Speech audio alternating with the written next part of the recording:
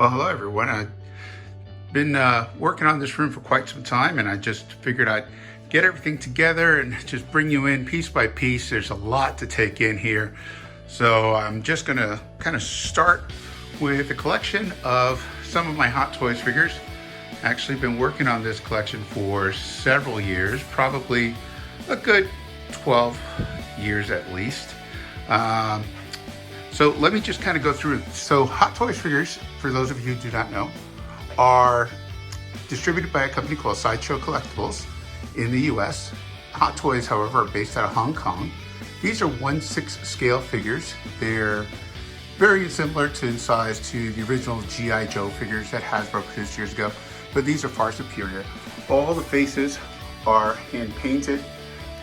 Everything on them will either light up or move. For example, the Iron Man figures come with articulated fingers, which I'll show you there. You can just bend it out.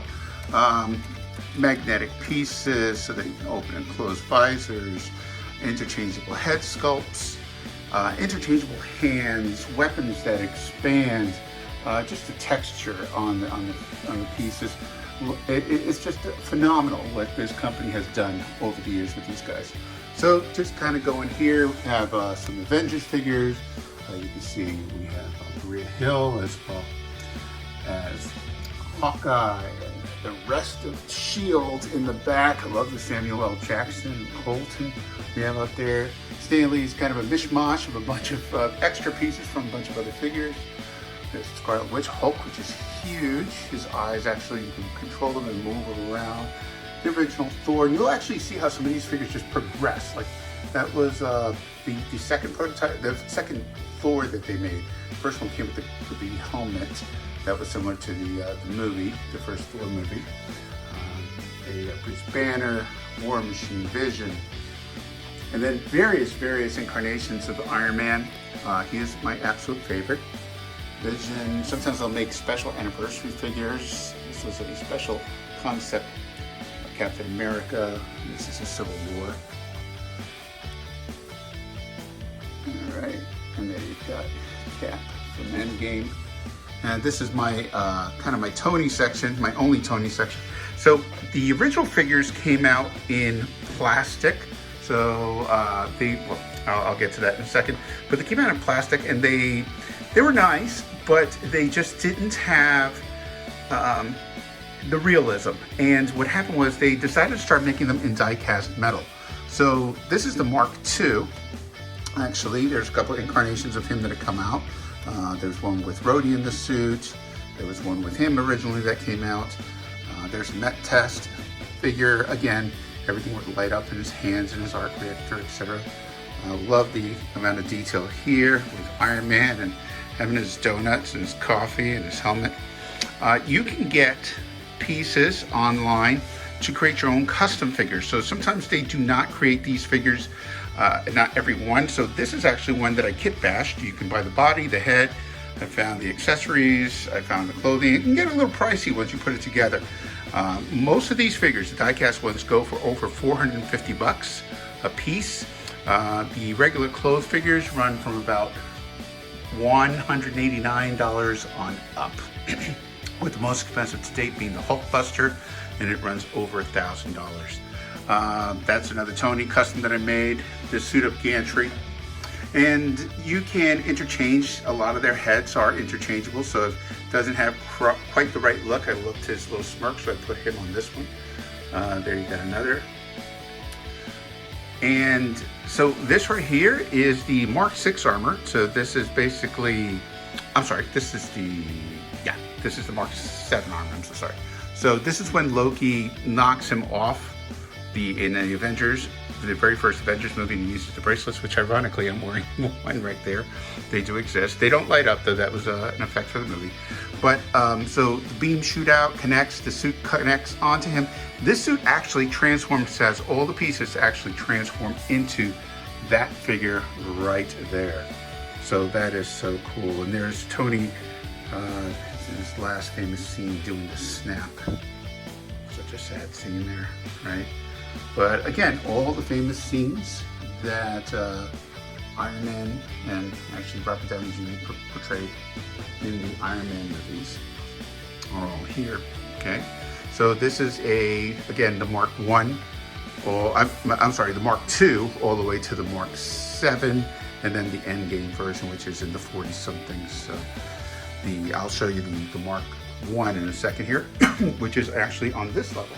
Okay, so hopefully this isn't too much of a rough edit. My dog went just ballistic with the Amazon guy. But so these are the plastic 1 through 7s that originally came out over the years. You can definitely see the difference in the quality. For example, there's the Mark 3, and it just doesn't have that shininess to it that the Mark 4 has.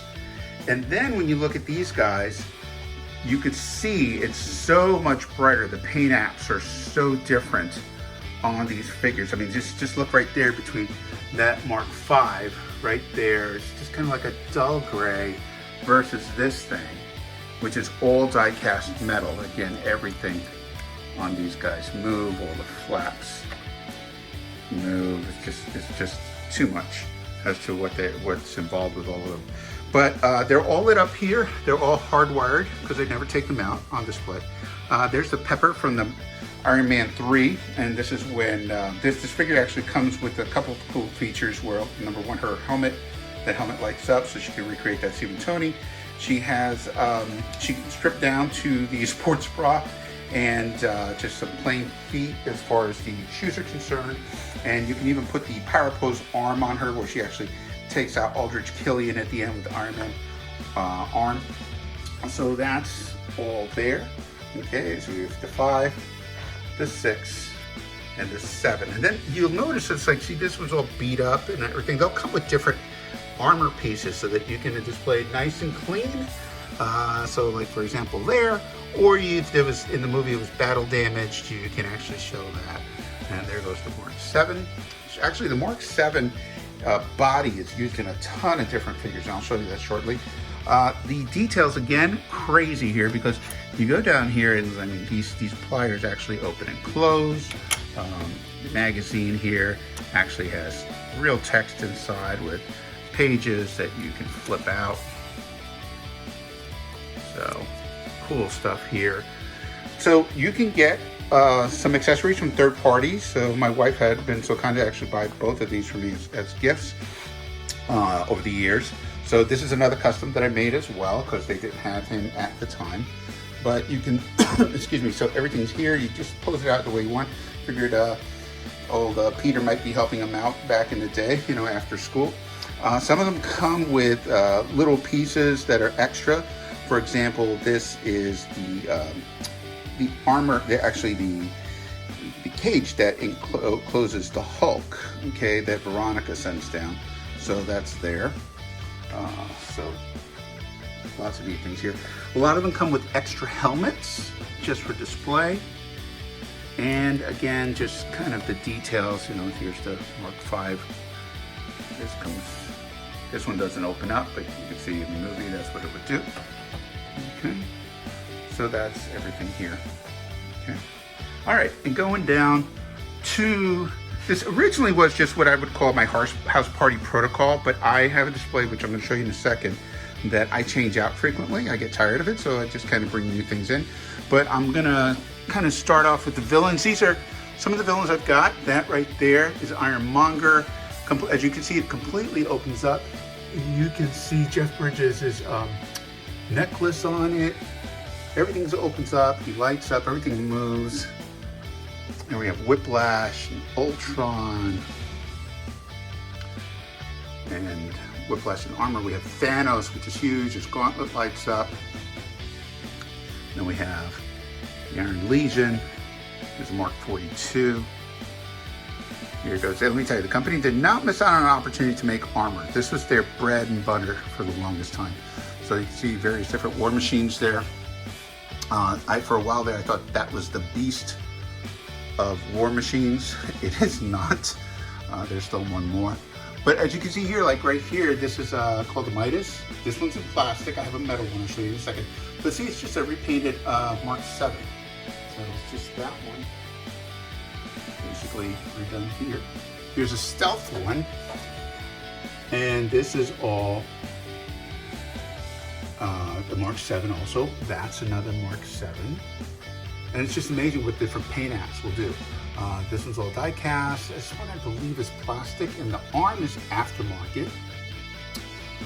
This one's called Gamma. That one's from the Spider-Man movie. There's a holographic one. A lot of people think that this looks really cheap because it's plastic, but it actually does have die cast, and it does. You can see a lot of the detail underneath it. And what they're all about. So this is part 1 of my Iron Man armor, or rather my Marvel Hot Toys figures. And then up here I have some cells. I've got to get around to making little shadow boxes where it'll actually, you turn them on, you can actually see the cells that are inside. I have Iron Man 1, I have Iron Man 2, and I have Iron Man 3 cells. Okay. So I will, hopefully you've enjoyed this first part of the video and this tour, and we'll go to the next one in the next reel.